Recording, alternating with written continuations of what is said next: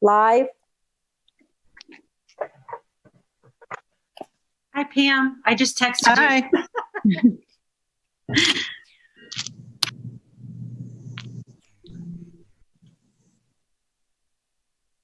Okay, thank you, Nathan. All right, I'll kick it off. Welcome everyone to the Tuesday, March 31st, 2020 meeting of the Auburn School Building Committee. And we are going to turn it over to our associates at Harriman. Great. Thank you, Karen. We have from Harriman, myself and Lisa Sawin, who'll be going through most of the material. And I think we've got somewhere in the background, we've got Emily Waugh, who's helping us record the conversation tonight, just so we can make minutes available. So I think our agenda is probably the next slide. I can also, oh, well, she can capture it too, because it's being taped for Great Falls. All right. So to the left of these lovely images, we have our items we want to cover tonight, which first one is an update on the site and the phasing plan for the site in terms of how we're going to phase construction. There's been a little bit of development on the site and where the building sits on it. So we're going to bring everyone up to speed on that.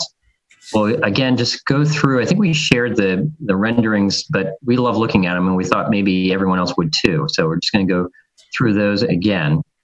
We may have a couple new ones as well. Yeah, we have some theater ones that not sure if we shared all of those last time. Then we've had an interesting thing come up with the existing building and its historic designation. So bring you up to speed on that. And we've got a couple of additional consultants that are being brought on board, and we'll bring you up to speed on those. It's an owner's representative to assist Adam and Katie and the entire school department in managing the project, as well as what we call a commissioning agent. And we'll explain what that is and how they're being brought on as well. And then we'll just kind of outline next steps and where we are in the process for that. So, and so with that, we'll move to site and phasing. And so you can see in the diagram, the green outline of the existing building. That's where Edward Little High School currently sits. You can also see down the outline. Yeah, absolutely. There we go. There's the magic mouse. And we have down at the bottom, we have the blue outline of where the building had been originally sited, and that was developed through our concept design. And you can see where the courtyard is in the middle to give you sort of a sense of orientation. And so the classroom wing is on the right-hand side, and then we have the career technology and the gyms on the left-hand side and the theater in the middle. That's kind of the way that diagram works.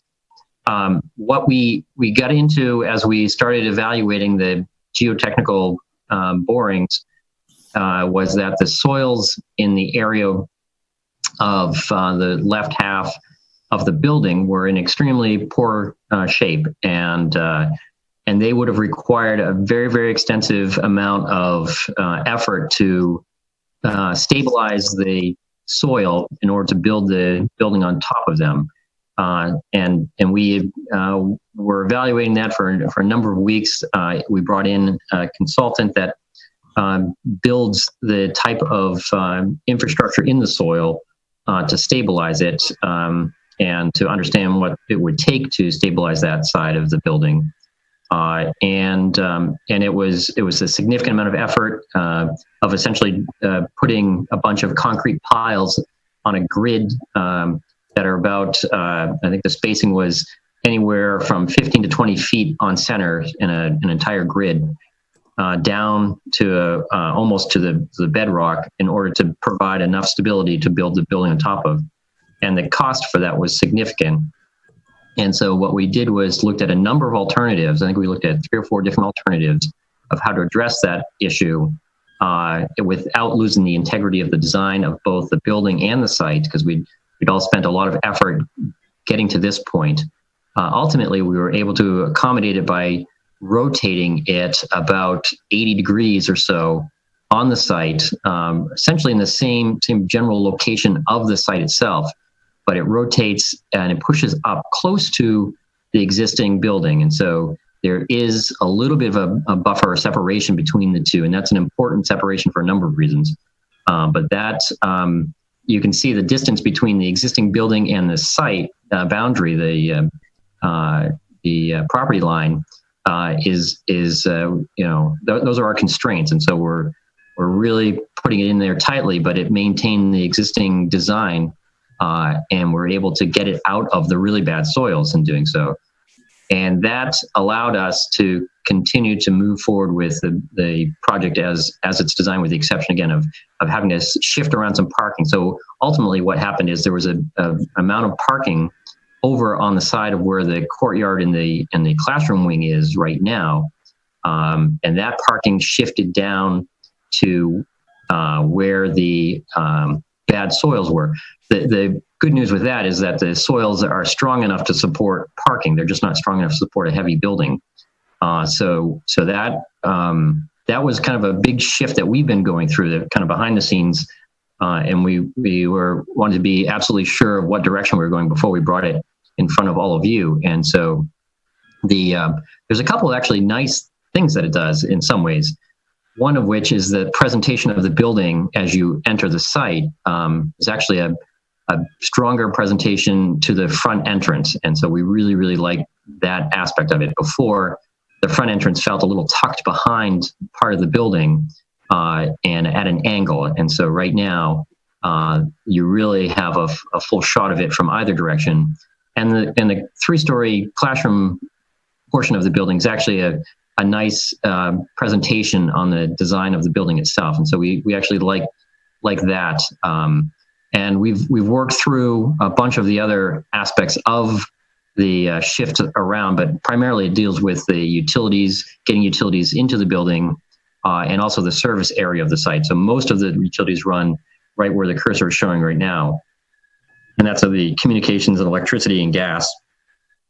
And part of the challenge of getting all those utilities around that corner is that you have to separate them by a certain distance, and there's just not, as you can see, there's not a lot of room there.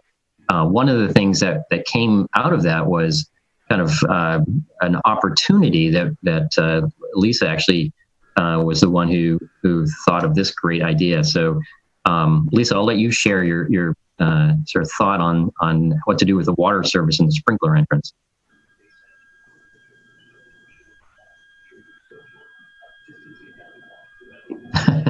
Mark, there is a question on whether there is more parking. It looks like a large parking lot. Is that the same size as the parking lot that the building is now on with the shift? Yeah, the parking netted out to approximately the same amount. So we didn't gain parking in it, but we didn't lose parking in it either. So it's essentially a swap of where it was, just a relocation of where it was. It's a little more contiguous now. But so now that I'm finally off mute, the opportunity that came about was the utilities. Most of them are coming in the back of the building here. One of the utilities we looked at not bringing around the building so that we didn't have as many utilities coming through here was the water service. And so what we did is we brought the water service in right about here, and it'll make more sense when we bring up the floor plans. But what it allowed us to do is provide a teaching opportunity for the fire life safety program. So they have a window into where the water service and the fire riser is coming into the building. So they have their eyes on exactly what the situation will be when they have to service a building as potential firefighters later in life. So that was a nice opportunity we were able to capitalize on.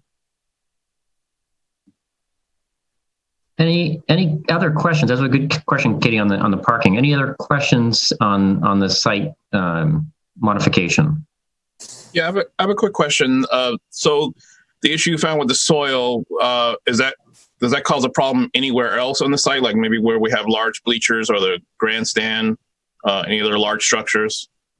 And the short answer, I guess, is no. We don't think so, Leonard. The weight of the building is really what was driving the concern. It was fill that had been put in the past, and the issue was that it wasn't compacted, so it wasn't consolidated soil, and so its weight bearing capacity was almost nothing, or undetermined, and so the challenge there was a significant amount of it, and it's on top of a soft clay layer, all things that aren't great. And so, but the primarily impacted the building itself. The other areas around the rest of the site, in fact, other areas of the site have we're filling in some areas with a ledge that we're removing from the high areas of the site, and then we're filling in at the track area. So, but all those are much less. They just don't weigh as much, and so they don't have the same concerns or problem. Okay, thank you. Mark, Tim had a question. Yes. Yep, Tim. I have to unmute myself. There we go. My question was about moving the layout in that direction. It looks like the property line gets really close, and it would almost eliminate all buffer that was there for Dana Ave and Cushman Place at the bottom. Yeah, Tim, I think we're looking at that pretty carefully, but you're absolutely right. It does, because as we mentioned, the constraint between the building and the property line is a pretty tight fixed area. I think the good news is that's a fairly it's a low portion of the building, and it's not a very active corner of the building. And so we're adhering to the site setback requirements, and we're just beginning to engage with the planning board on this. And so I think those issues of buffering, whether or not we're going to be required to put more plantings and exactly what the impact is to the adjacent property owners will come up very shortly as we start digging in with the planning board on that. Perfect. Thank you. We just also kind of a note, we share, this has been shared with the Department of Education, the school construction folks that we deal with there. And so we were there sharing that with them. Today is only Tuesday, amazingly enough. It was just yesterday, I think.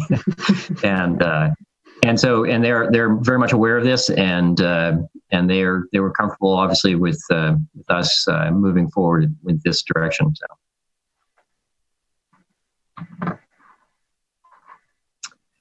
Very good. The next slide gets a little bit into some of the phasing, and so actually, yeah. So the simple way of describing the phasing is, as you can see, the red line that zigzags through the site, and it really follows on the Western Ave side entrance. It follows the proposed roadway as it comes in, which is close to the existing roadway. So it separates out one side of the site and one access point from the Harris Street side. And what it effectively creates is the separation between the construction activities on the site and the school operational side of the site. So in phase one, marked with the Roman numeral 1, the barrier is placed up, and that side of the site becomes an access point for the staging of the construction activities. Most of the laydown area will be likely in the area of right around where the cursor is now, in that general vicinity as they come in. And so that will create a safe separation between the two sides, and allow the contractor to begin work on the building itself. That they'll have effectively 2 access points to the site, because the building itself is going to restrict their access to the rear of where the building is on the slope on the Minot Avenue side of the slope, and they'll still have access through the side streets off of Court. There's the right now that drive that comes in, the gravel drive that comes in, into where the tennis courts are shown. So the contractor will have access to the rear of the site through that, and then from Western Ave on the other side of it. There's conversations going on about how we start phasing the construction itself, but a lot of that is left up to the contractor to figure out the logistics of how they're going to stage different aspects of the project. Which side of the building do they start in? Likely that they'll start on the school side first and then move to the other side, to the gymnasium and career tech side.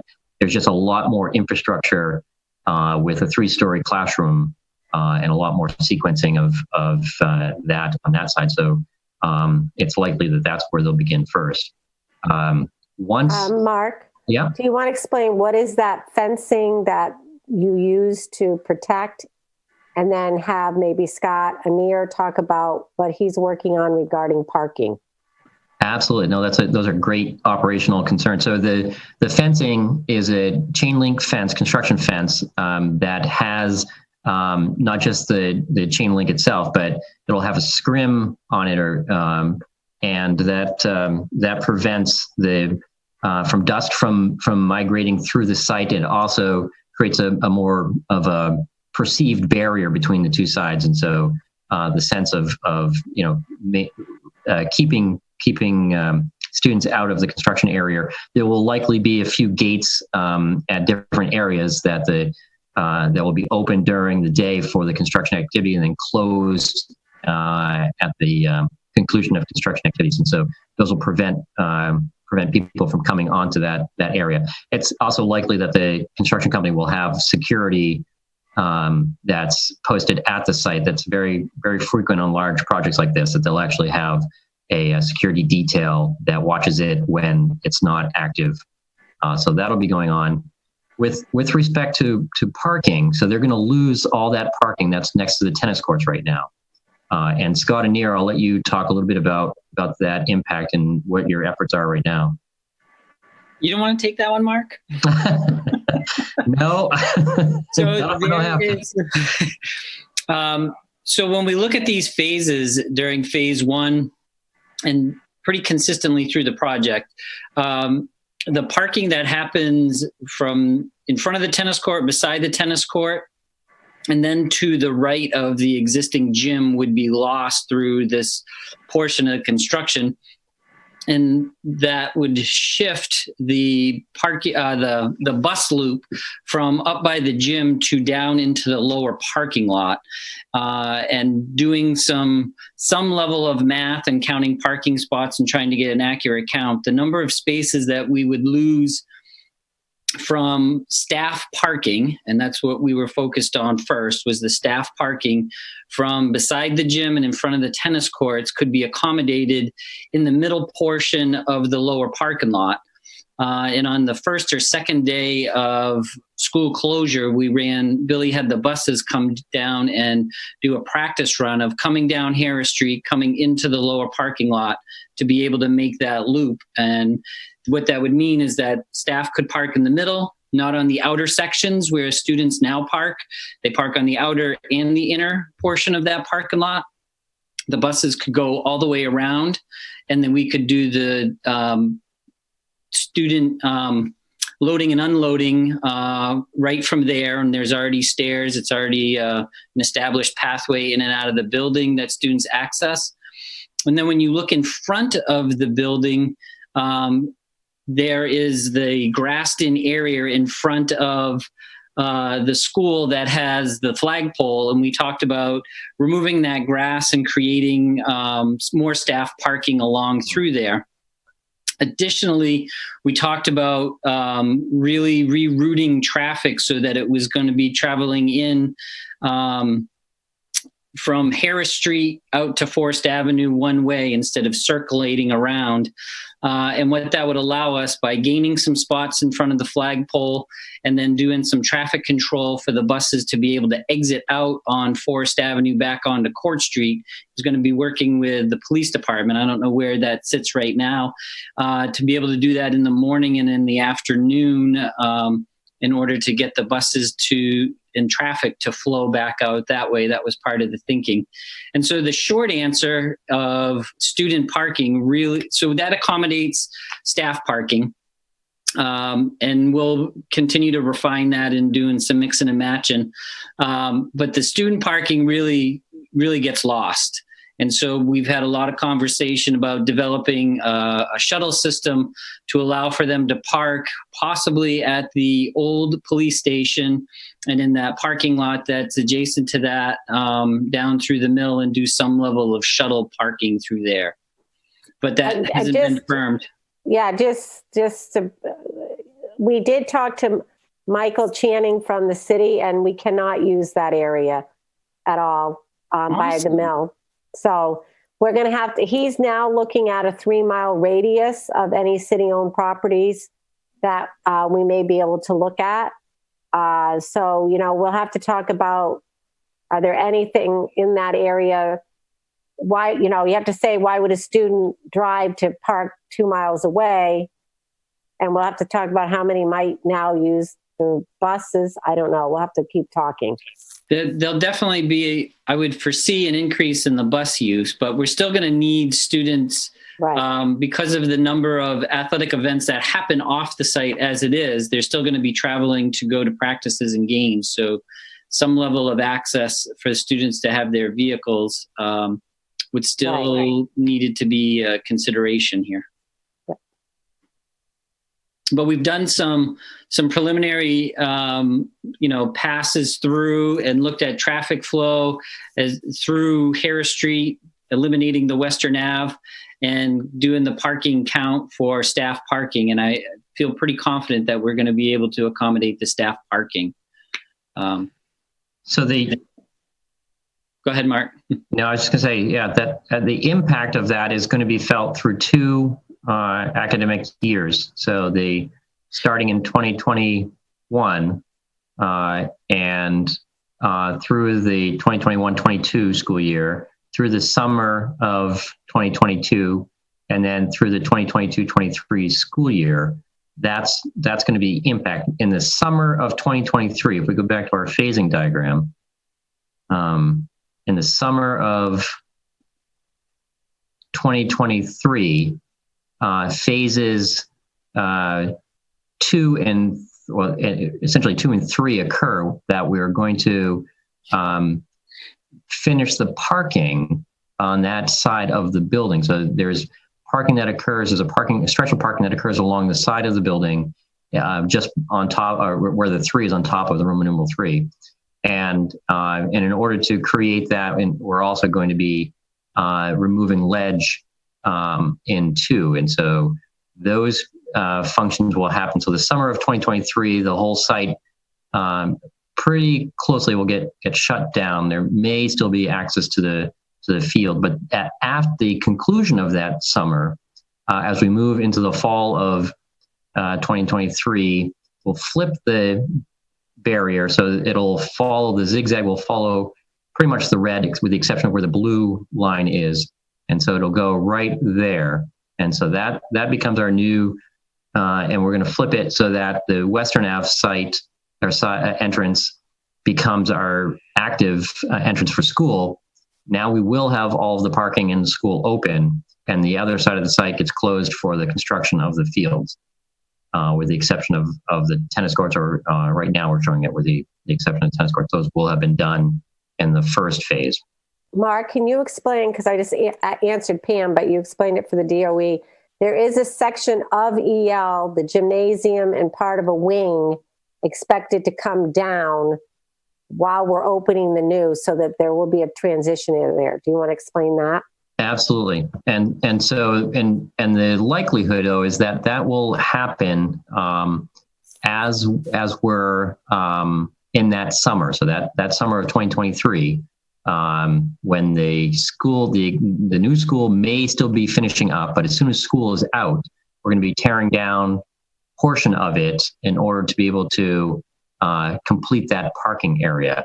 So it's to be determined whether or not the contractor has the capacity to remove all of it that summer.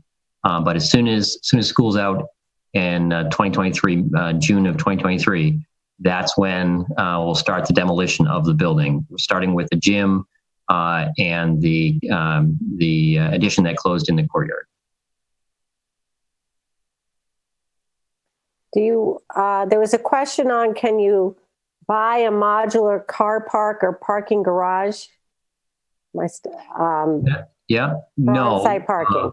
Yeah, it's the cost of a modular versus a permanent is about the same. So I think that it would be very, very expensive to try to do some type of temporary tiered parking.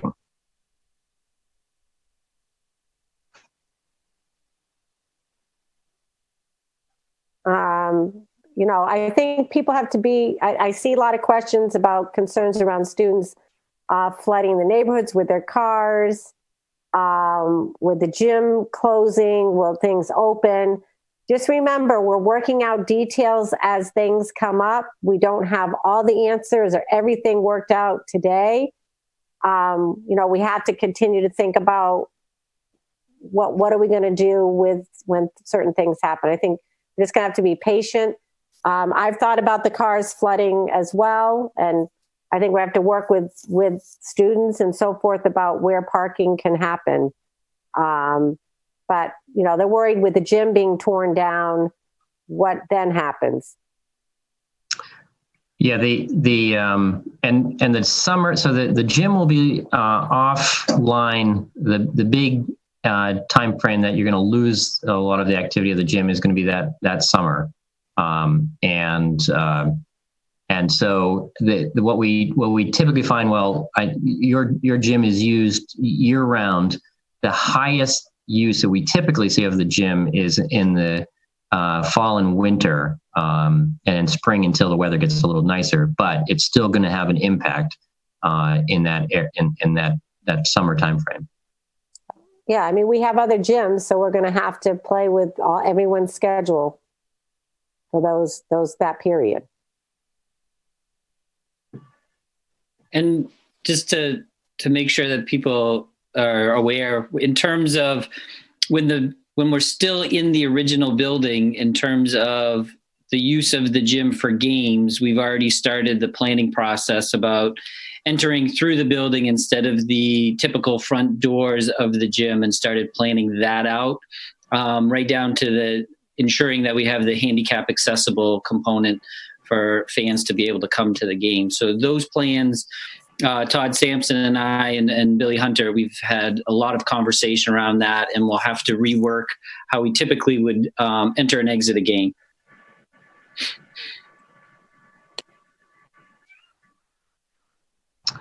Okay. So the next one, I'll let Lisa lead our design update. Thanks, Mark.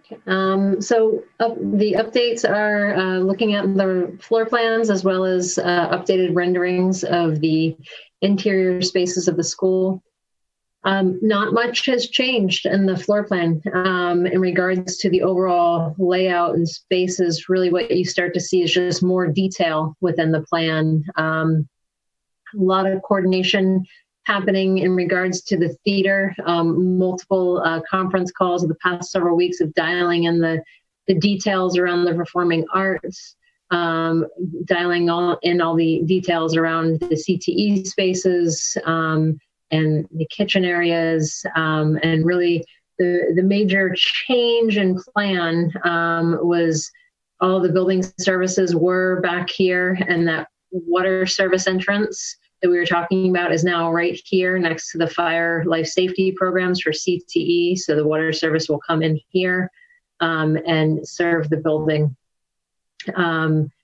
Other than that, there's really no wholesale changes that have occurred since the last time, which is good because we're in the construction document phase at this point, which is where we are really dialing in the details and getting the documents ready for bid documents. I know it's only the end of March and we go out to bid in the fall, but there's a lot of work to get all the details drawn and everything coordinated and executed for that set. Other areas is we're constantly looking for ways to have the building as a teaching tool. We mentioned before with the water service. Also looking at, in the career technical areas, exposing some of the systems above the ceiling and the robotics and architectural and engineering. Starting to look at just furniture placement and equipment placement within the building. One thing to note is, even though the building did rotate, we tried very hard not to change the floor plan. The probably most significant change was the service, the water service, but also the sunshades moved to different sides of the building to accommodate different solar orientation of the building. Upstairs, again, really no changes, significant changes. Really just coordinating all of our building systems and structure and making sure everything is per the programming meetings that we had early on with staff. And then this is the third floor. So from here, we'll jump into the renderings. These will look similar to what you've seen before, just more refined, more furniture within them, placement of colors and things like that. So this is the town square. Essentially, when you walk in the building, you have the administration offices on the right-hand side. And this area right here is where you turn down to go to the CTE salon. We have our cafe and the learning commons, and then a view out to the courtyard and the student commons beyond. This is if you were to turn right at that intersection we were just looking at and head towards the CTE, or Career Technology Education salon. And so this is essentially their storefront window, really trying to emphasize that all these programs have a commercial, real-life feel to them, as well as a viewing opportunity to where you can see the students working and learning their respective grades. Lisa, is the lighting that you're showing the lighting that we would see because of its location? The natural lighting? The natural, yes. So our Revit model, we model the building in Revit, and so it is sited according to the solar orientation as to how it will be on site. Verify that these renderings, if they were updated based on the rotation, I have to double check that. So this might be the natural light that you saw before. So it will be maybe slightly different due to the rotation. And is the pandemic, I'm just reading questions people are posting. Yeah. Is it, will the pandemic impact the bid proposal? It's too early to know at this time. I'll say we're doing business as usual as best we can. But we don't know what impact that may have on the bids. Some people are speculating that it will work in our favor, and maybe there'll be more folks looking for projects to bid on. But again, we won't know, I think, for a little while.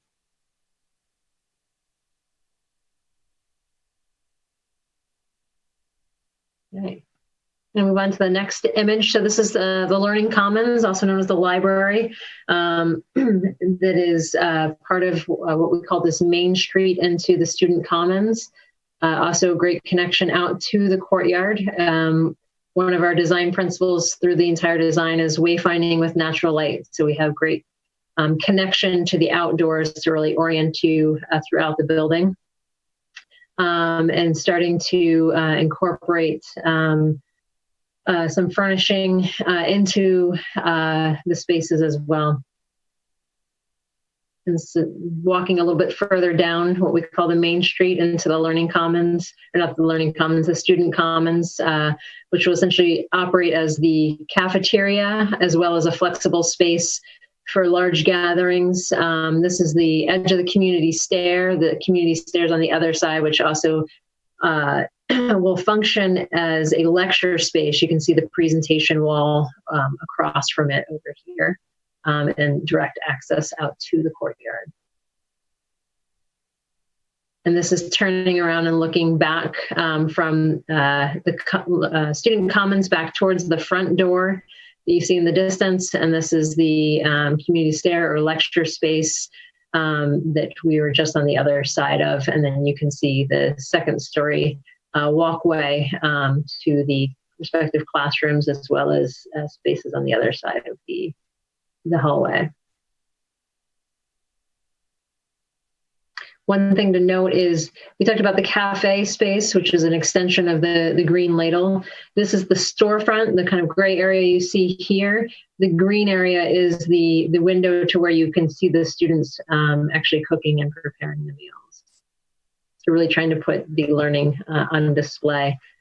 Another viewpoint further down in the student commons looking at the servery. So this is where all the food for the school will be prepared and served to the students and staff. And the dish return is on the side, almost where the mouse is right now. Yep.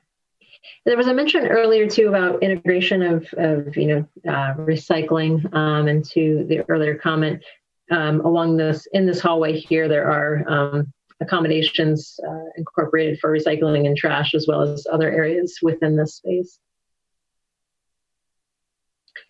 These are the learning nodes, or the 21st century learning nodes. So we have clustered the classrooms into neighborhoods, and these are really the heart of those neighborhoods, where all of the students have the opportunity to come together and maybe collaborate in small groups or larger groups, and do group learning. You have administrative offices here, as well as faculty workrooms here. So plenty of observation, but really providing those flexible spaces that are necessary in 21st century learning.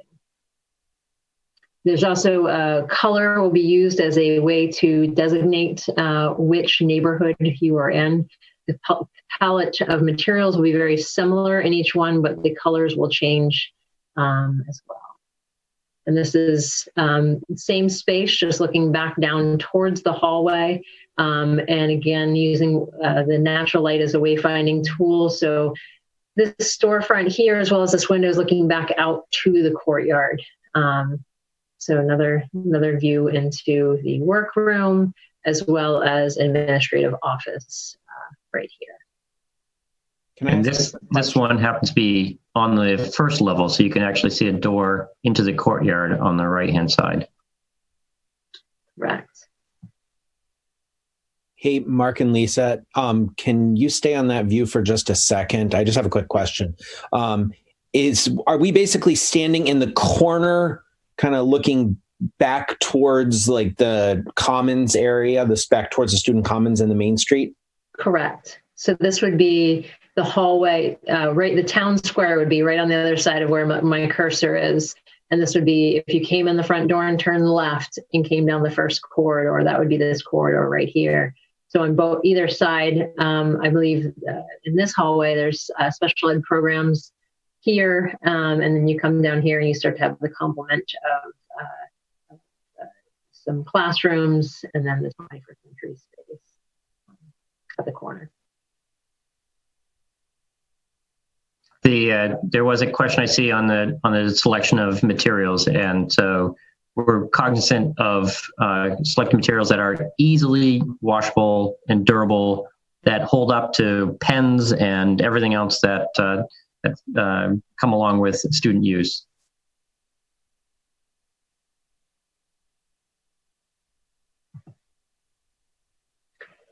And so this is the renderings of the theater.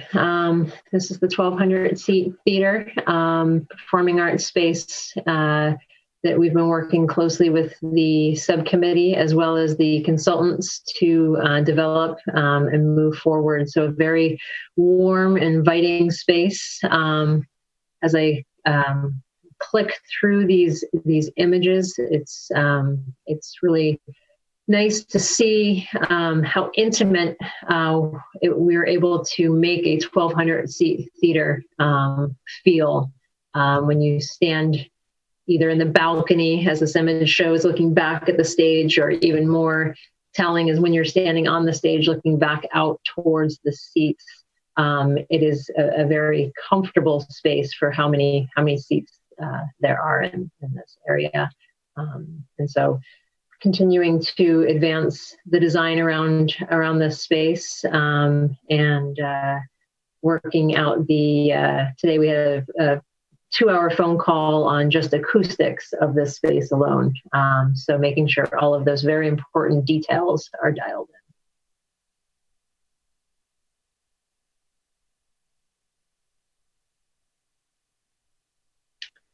in. With that, we are going to move into the next segment. Yeah. Can I ask a quick question? Can you go back to that last slide? Yes.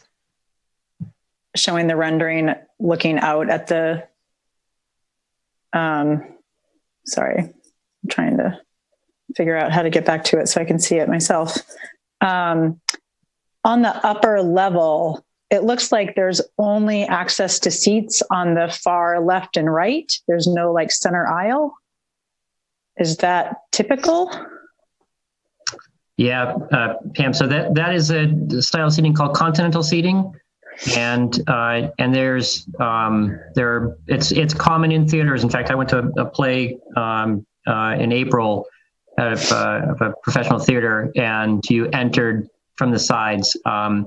There's a couple things that it requires, though. It requires that the rows be wider so that you can circulate through them while people are seated. So that's one accommodation for it. And it does allow us to get the higher seat count, but again, it's a little more efficient, but it requires that the rows get a little bit wider in order to do that. So, and so it's one way of making sure that we're hitting our 1,200 seats and also creating the shape and that's intimate. And so that the challenge is if the balcony gets too large, the area below the balcony becomes a real acoustic nightmare. And so we have to keep the balcony to a certain size. And that's the way we do it with using that type of seating. I guess my one concern is just the people who get stuck sitting in the very middle of those rows. That becomes cumbersome if they need to get up and get out during the middle of a performance for all the other people around them. Yeah, in fact, there's one there's one high school theater that's the entire theater, Thornton Academy. Their theater is all continental seating and doesn't have any of the other types, but it's less common than certainly having the multiple aisles. But we don't think it's going to be prohibitive in order to be able to circulate through there, and that's why the code requires that greater distance between the rows. Okay, thank you. Any other questions on the renderings before we move on? I guess Tim had a question on can it accommodate a traveling Broadway touring show? And right now we've done a couple things that make this a real attractive venue for traveling shows. One is that we're providing the ability for them to come in and plug in their electronics, and so that requires a company switch, and so they would be able to bring that in. The other thing that we're doing is at the stage house, where a stage, the loft itself is typically required to be about 2.5 times the height of the proscenium in order to be able to fly scenes in and out. And so we're at 49 feet. If we get to 50 feet, it's called a legitimate stage, and there's a big code shift. So we're at 49 feet and holding. But we have a full fly loft with rigging that can be used for traveling shows. And I think the capacity of 1,200 also makes it an attractive venue for many shows too, particularly in this area where there just isn't something of this size. So we hope there's a lot of demand for traveling shows to come in. Excellent, thank you.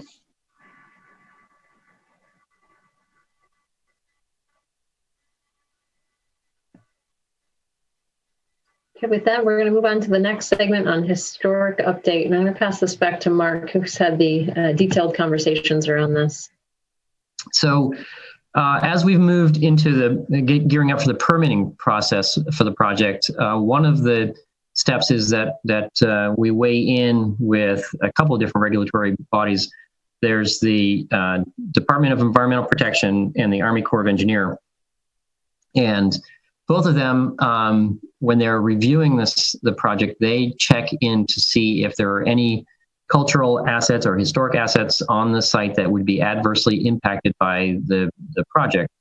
Well, lo and behold, we found out that there was a project, a DOT project in 2018, where there was some impact to the site. And we still haven't found get to the bottom of this, but where they hired the project itself at that time, and it wasn't, again, it has nothing to do with a high school project, but it had something to do with a transportation project in the area. And they inventoried the existing Edward Little High School, and I'm talking about the one at Auburn Heights, not the one the old Academy building. And they determined that the high school and aspects of the site were excellent examples of a post-war 1960s style architecture, school architecture, and that it was eligible for listing on the National Register of Historic Places. And so that was someone's opinion that the Maine Historic Preservation Commission reviewed and agreed with. And so they have, so that puts it into a whole different classification in terms of how to deal with it. So the next step of that was we had a conversation with Maine Historic Office and asked them, so we're not planning on saving the building. And so where do we go from here?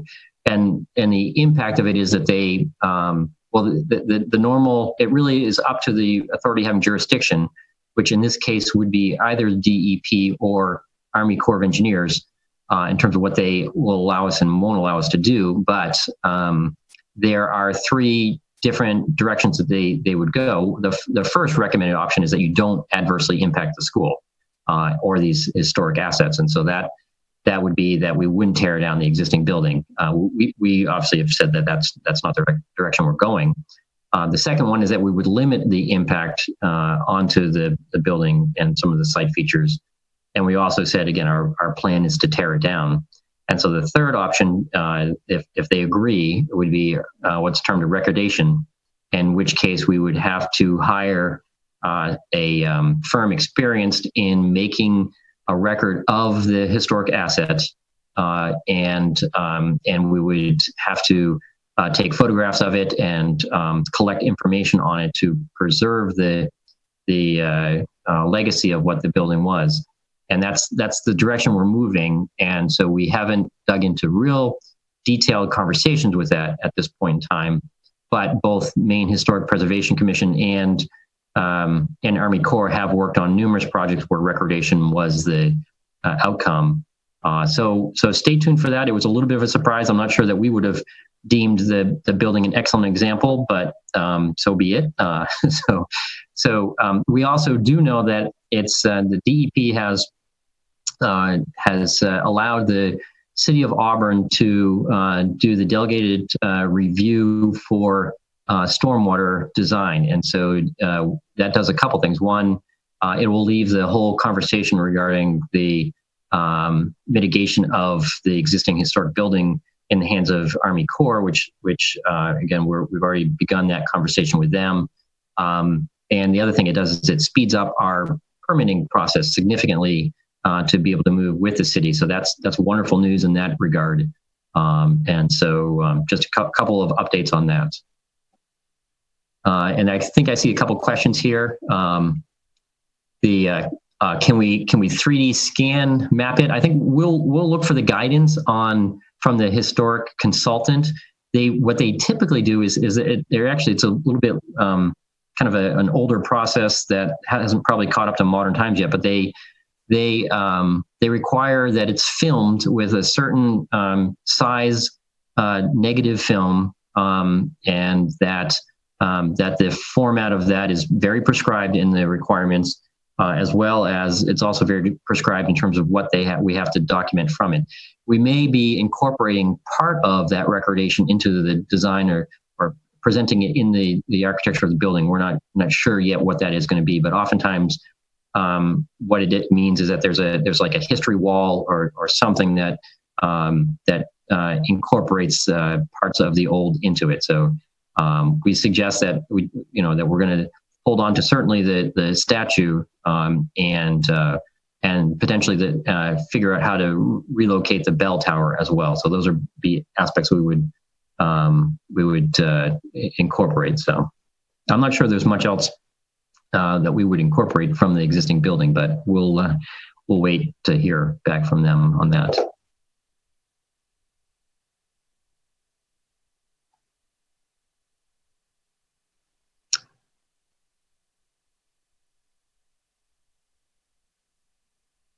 So Lisa, if you want to unmute and then maybe try again. Just talking to myself. So the RFQs that we're updating on are owners, representative, and commissioning agent.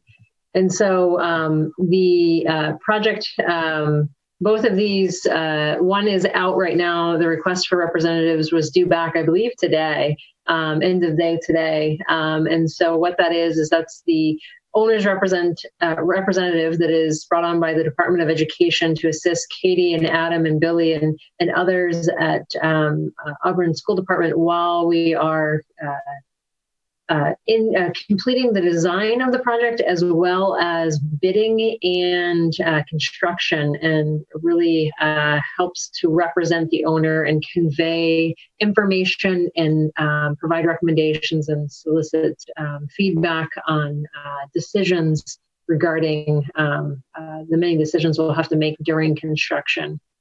So that is an ongoing process right now. The commissioning agent, we are wrapping up the advertisement for that, as well as the scope of work, and that will be going out to advertisement very shortly. And the commissioning agent, for those that may not be aware, is a third party that comes in to verify the owner project requirements around the systems within the building, as well as the basis of design. So looking at the design that we have provided that answers those requirements. And then once we are out into construction, they're verifying that those systems have been installed, tested, and are functioning as designed. And so that's during the construction as well as after the building is complete.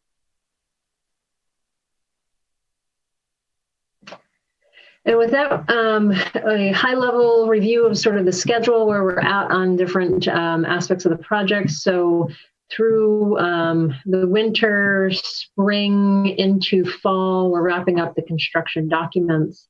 Come fall, we will be wrapping up the permitting as well as state board approvals. So the Department of Education state board approval. We will be bidding in late fall. Project will be awarded in late fall, and construction begins. And what we mean by that is the project will be awarded and the contractor can begin to bring on their subcontractors, as well as start the submittal and procurement process. We'll see what the winter looks like next year as to when they actually break ground. During the course of winter 2020-2021, the final funding will be approved through the state. So once the contract is awarded, we'll finalize the funding from the state. And the building construction itself will be completed in 2023. The existing building will be demoed in 2023, and the site work will be completed in 2024. So that corresponds with the schedule you see on the right-hand side of the remaining steps to get us through the 21-step DOE process. And so our next steps,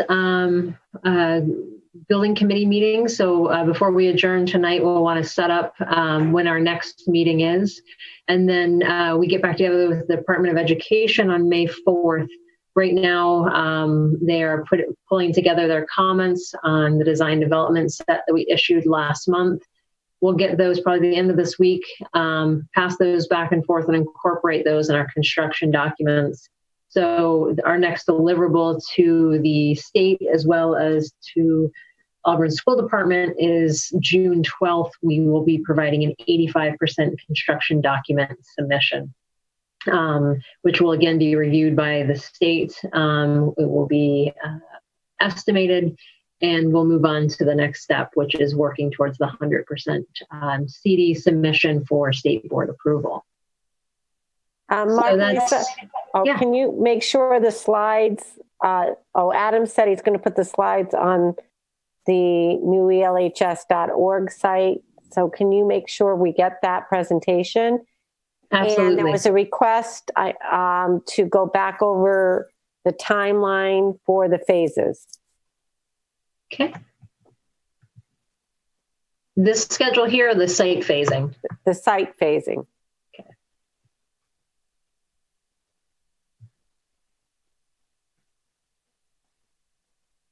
And so if all goes well, what happens is that we conclude our design this fall and get approval to go to bid this fall as well, and that the contractors, all the contractors that are anxious to build this new building, will build it or bid on it, and will receive their bids. And when those are evaluated by the Department of Ed and the Board of Education, then will approve us going forward with the construction of the project. That will happen, allowing the start of construction in the spring of 2021. And so from there, the contractor will start to mobilize and close off that portion of the site that we have shown defined by that red line. And so that will happen in the spring and summer of 2021. And in the summer of 2021, the design is in full swing. Most of it will be the earthwork that happens at the very beginning. So there'll be a lot of grading and preparing the site pad for the building, getting rough elevations in the parking area, probably even putting down the first coat of pavement oftentimes, which allows them to stage that area. We will need to build or to drill and install the geothermal wells as one of the very first phases of the project, and those will likely be in the front of the building, right where the cursor is right now. So that'll take actually a couple months to be able to drill all of the wells, and when so that start in the summer 2021 will effectively move through the school year 2021-22, through the summer of 22, through the school year of 2022-23, and then in the summer of 2023, that's when we begin to shift over, take down portions of the existing building. As soon as the school is out and the building becomes available, we will start the demolition of the area underneath the Roman numeral 3, and we will then open up in the fall of that year, 2023. We will open up the school and that side of the site, and then we will close down the upper portion of the site.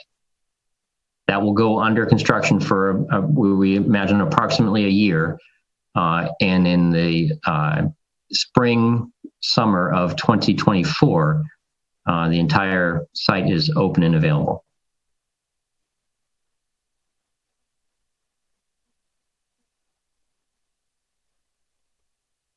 Do you see the question from Tim? Is this a lowest bid wins? So lowest qualified. Yeah. So we will have a bid opening. We'll solicit bids. There will be some filed sub bids and probably a pre-qualification process for bidders. But we will then open the bids and put together a scorecard from the lowest to the highest bids, and review the lowest bid to make sure that it is a qualified bid, that they've included everything within their bid. If they have, then they will be awarded the project. Yeah, there are very few contractors in the state that have the bonding capacity to be able to undertake a project like this. And so it's not just open to anyone. The construction firm that can do this has to be able to provide the insurance that that they will do the project, and if they can't finish it, that a bonding company is prepared to take it over. And so that limits a fair number of contractors that could even do the work. Thank you. That was what my question was getting at, is if we had the opportunity to have local, or at least state of Maine type contractors and workers, if they were relatively close to the lowest bid, if we had discretion between the two.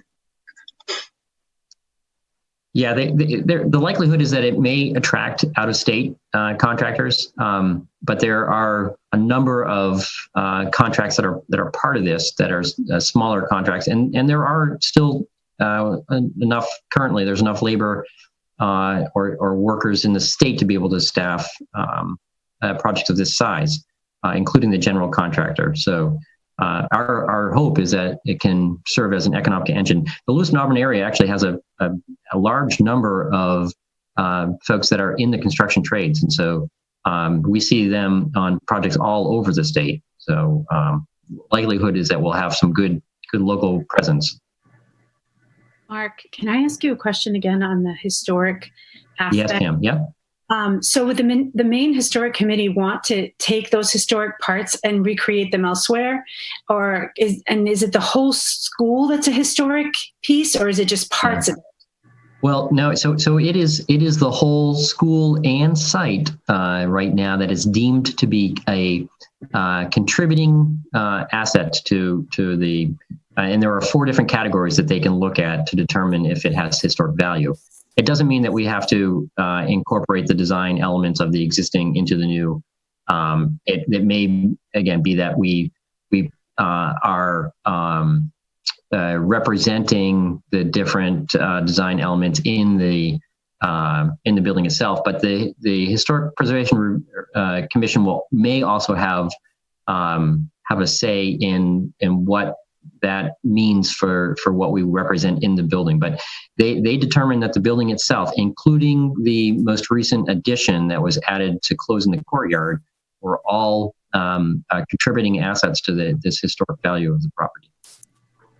Does that answer it, Pam? And can we get can we get a second opinion on that, or is their opinion gold? Yeah, we asked about that too. you can contest it. The likelihood that we'll actually get a favorable ruling on that is pretty slim, particularly as it's already been evaluated by the State Historic Preservation Office. And so the Department of Interior at the federal level relies heavily on the state to govern that, but they also weigh in on it potentially. If it ever were to go for listing, they would weigh in on it. But the state has ruled that they believe they agree with the consultant that made that determination. And my guess is that it would delay the project a significant amount of time. And we think the recordation is a pretty low impact at this point until we get into the details. So will this stop us from being able to tear it down, or do we have to keep it there? Like, what we think we'll be well past any of the regulatory issues regarding the recordation by the time we even get close. We should know in the next couple of weeks what it means. So we don't think it's going to have any impact on the schedule. Okay, thank you. Mark? Yes. This is Peter. Council Lasagna had asked a question earlier about the site phasing and building schedule slides and having those available for our council meeting coming up this Sunday. Absolutely. Yeah, my response was, if we're going to do that, we need to have you and or Lisa present to be able to explain it. I think it means a lot more that way. Sure. Absolutely. More than happy to. Counselor, what do you think of that? Holly?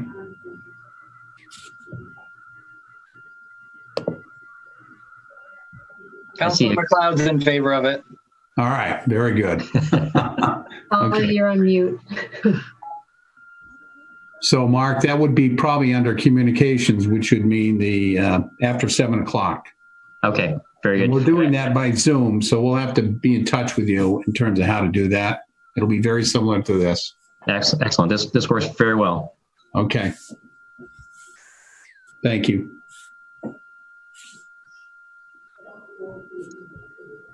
Any other questions? That's the show that we had planned for. This is actually great. I love the question panel because I think that Me too. we ought to figure out a way to incorporate that in our in-person meetings. That's awesome. So with that, our stay tuned. I don't think we have a scheduled next building committee meeting, but we'll work with the administration to determine when it's appropriate for us to all get together again. My guess is as we get a little bit more into the permitting and the regulatory steps, we're going to want to just kind of preface everyone here with where we are in that scheduling. And so I would think in a couple, maybe again another month, it'll be appropriate for us to connect again here. So if that is it, we thank you all very, very much. I guess, Karen Matthews, I'll send it back to you to maybe conclude the meeting. Yeah, sure. If you want to get off of screen sharing, I'm not sure who's I think it's still Lisa's screen right now. Let's see, how do I not share? Yes, there you did it. Thank you. And I think Jonathan Balsman just asked one question. He wants to make sure that he gets a copy of, it was in the chat, just to make sure that he can get a copy of the auditorium for the subcommittee so that he can share that with them, the updates on that. Yeah, we'll send a PDF of the whole presentation to Adam and we can distribute from there as well. Okay, Once sounds it's on great. the website, anyone will be able to download the whole thing. So Perfect. it'll be out there for everybody at that point. Okay, so, and I think what I heard is right now we should pencil in April 28th, 6:30 would bring us to the last Tuesday of the month as well, if we want to round back again at that point. Because Mark, you were mentioning you'll probably have some updates at that point. Yeah, I think we'll have updates on our kind of our permitting process, and as we get through, because it will become an aspect of going through the Auburn Planning department, and so I think Mark, I may advocate we push it out 1 week. We have our DOE meeting on the 4th. If we made it the 5th, Tuesday, May 5th, sure, that would at least put us the day after our next DOE meeting. So then even more information would be able to be shared. There we go. Most likely, yeah. Okay, so let's do that. Let's tentatively think about May 5th, Tuesday, May 5th, 6:30. Great. Put that in. Okay. All right. Thank you all. Before you leave, one more thing. Mark, Sure. can you just send me the specific slides on the building schedule and site phasing? Absolutely. We'll get those broken out to you so you can just have those too. That'd be great. And you'll be there as Yes. well as Lisa? Or Yeah, I can be there as well. Okay. Either way, whatever you want to do. And Peter, I thank you for that. And I think we don't want them to go into too much detail, but I think having the council know those two slides will be the most important at this point. Yes, I think so. And obviously Karen and Katie, if you want to be there, you can, but you don't have to be. Well, I think we have a joint 5:30 on Monday night, I believe. No, we don't. No? No, April 2nd. No, Karen, I was going to update you tomorrow. That's been canceled. I haven't updated school committee yet because I was going to be. Yeah. Okay. All right. I'm sure you don't mind that too much, right? It's just another Zoom. I just sit here, I mean, I don't think you need Karen and I for Monday. I mean, if it's part of Holly and Tim's update, then I think, yeah. No, I think you're right about that. I wanted you to feel welcome if you want to be there. We always feel welcome. All right. Thank you, Peter. Thank you. All right. Good night, everyone. Thank you so Good night. much. Enjoy Bye, everyone. Great. Thank you all. Take care. Take care. Bye. All right, have a good night. Be well, everyone.